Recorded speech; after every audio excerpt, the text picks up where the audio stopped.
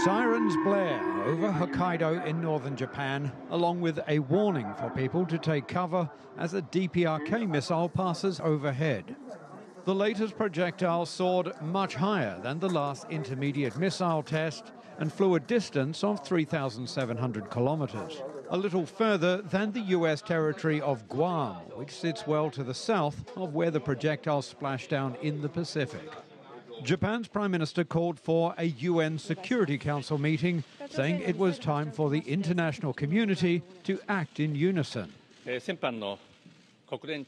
North Korea has trampled over the strong will of a united international community to a peaceful resolution as seen in the United Nations resolutions the other day. We absolutely cannot accept these provocations.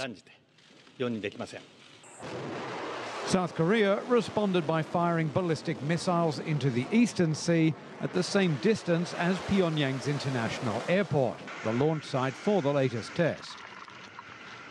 President Moon Jae-in called an emergency meeting of the country's National Security Council.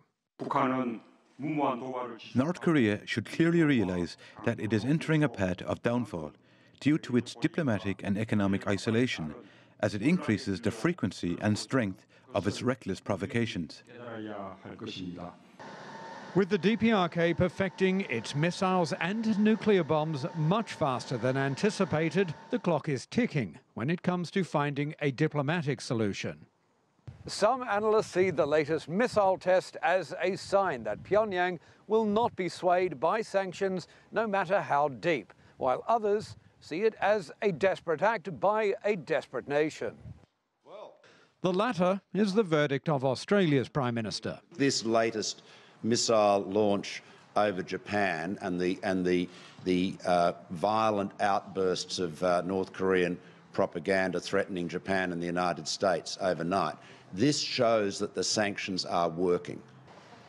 Whether sanctions are working or not, there is no doubt that the latest missile launch, coming so soon after the DPRK's sixth nuclear test and the toughest UN sanctions yet, will only increase tensions further on the Korean peninsula and across the wider region. Jack Barton, CGTN, Seoul.